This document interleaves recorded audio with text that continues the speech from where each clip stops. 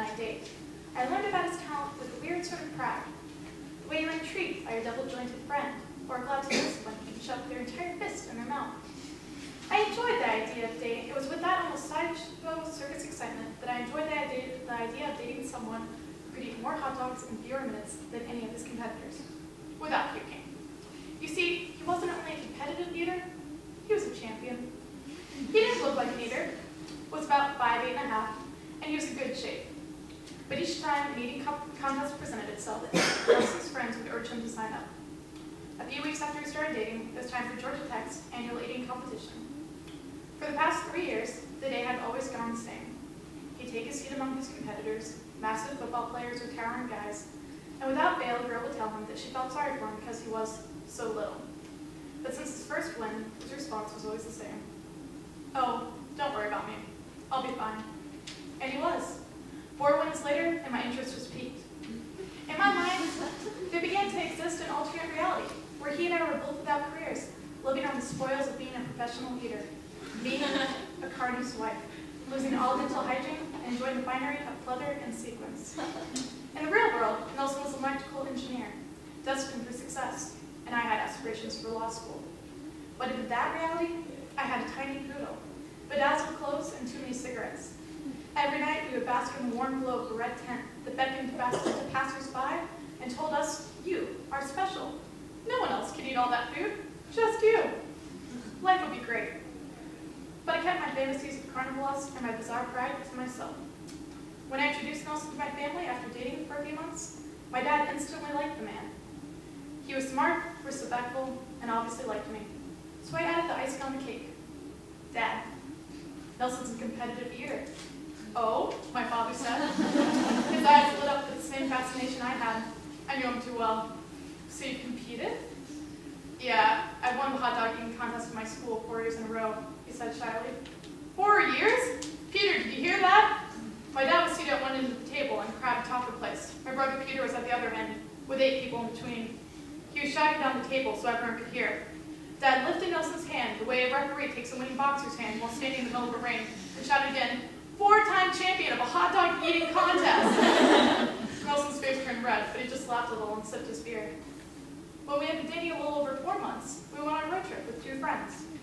We saw the vastness of Texas firsthand, the deserts of New Mexico, the infamous parties of Arizona State University, and had landed ourselves in LA. On our last day before heading up to San Francisco, we made our way to Little Tokyo, to a place called Open Ramen, where Nelson's hero and Man First's food host, Adam Richmond, had taken on the impossible hot ramen challenge. The goal? For Nelson to order the specially made too spicy to eat soup and complete the challenge by finishing his bowl in 30 minutes. The prize, a picture on the wall of winners, baying in a tiny corner of Little Tokyo. It was more than enough incentive. Nelson had convinced his friend Alex to compete with him, had tried to convince my roommate Caroline and me to join in as well. We'll pass, thanks. I was satisfied to be a gleeful spectator. Caroline and I placed orders for rice and dumplings, and for them, spicy number 2 for the hot ramen challenge, please. The bowls came, steam curling off the orange surfaces. It was the volume of the bowls that amazed me. My head could comfortably fit in it. It looked like a basin for hair or small dog washing. I set my timer for 30 minutes, and they started. The waitstaff doesn't seem to be taking our competitors very seriously. They had nonchalantly set down the bowls and wandered away. I glanced at the wall of winners. On the giant corkboard, only a quarter contains pictures. 8 winners since the restaurant opened 10 years ago. 25 minutes to go. Nelson's strategy is to eat all solid parts of the ramen first, and then drink the soup in the remaining time. The contents of each spoonful are noodles and piles of peppers. His forehead begins to drip sweat, and I ask him how it is. He responds with a throat partially closing. "You know, it's not bad." His voice is raspy and strained. The contents of his bowl are already visibly shrinking. I look at Alex, and tears stream down his face, a centimeter off the top of the bowl, and he looks ready to claim defeat. I glance at Caroline. I can see on her face a gloating smile as she gingerly places a dumpling into her mouth. 5 minutes. "Oh man, I think you're gonna do it, Nelson," I say excitedly. His face has begun to change. He looks very sick. The color is draining, and he's stopping to breathe for longer than he should, if he's still counting minutes. "You can really do this," I say, putting my hand on his knee. "I have found my calling. A competitive eating coach. I can't give up." We'd go through towns, and he'd eat massive amounts of food, and I'd say, I believed in him. I can't really shake the vision of a red circus tent. Then 3 minutes. You have like 3 spoonfuls left, I say, amazed. He sets down the bowl, puts his hand over his mouth, and looks like he's fighting back puke. The red tent vanishes, the circus music, the eating trophies, the carnies. My glamorous life associated with a sideshow act seems to disappear as I worry about Nelson being actually sick. A few seconds later he says, I'm fine. I'm only cautiously relieved when the next moment he gasps, no, I'm not. Picks an oversized water cup and begins to hurl orange, foamy, soupy chunks into it, and out of it, and onto my knockoff Prada bag, and onto my jeans, a bunch dripping in orange glue. There is no spotlight, no crowd applauding, just vomit on jeans. If we were in this moment destined to be carnies, we would not fit the bill of main attraction or even nightly favorite. It would be the freak show we were reduced to. The vomiting man and his tacky girlfriend, sporting stretch marks, lip-16 teeth, and vomit. Okay, we're done, I say, resolved not to freak out. There's vomit on my jeans, don't think about it. Actual vomit, my boyfriend's vomit. Can I have the check, please?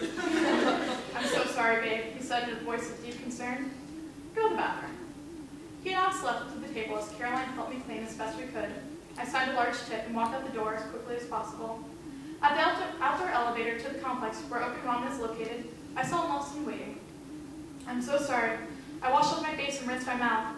He leaned in to kiss me and I pulled away. You won't even kiss me?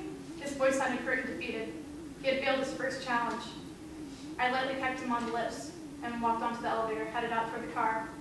Internally, I was working to remain calm, telling myself I will have to clean up a child's vomit someday. Either my friends will have kids or I will have one, but I cannot be grossed out by a little puke. While I thought all this, I heard Nelson telling me how great I was, squeezing my hand as we walked.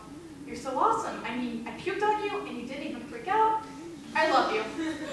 My internal rationalizing paused as I heard at first I love you, vomit still wet on the side of my jeans. I kissed him on the cheek, wasn't sure if that just popped out, wasn't sure what to do with it, was too busy trying to control the whole not freaking out about vomit thing. I mean, I love you like I love spicy ramen soup, he said quickly. What? That's weird. You love me like that thing you just vomited all over my leg? Are you mad? He asked as I silently rifled through the back of my car, looking for a skirt to slip on before we left. I thought for a second. No, I said. I knew he had only meant the best, and the vomit on my leg was accidental, a casualty of a war on spicy ramen soup. I kissed him on the cheek, and we all slid into the car, fastened our seatbelts, started the engine, and found the highway for San Francisco.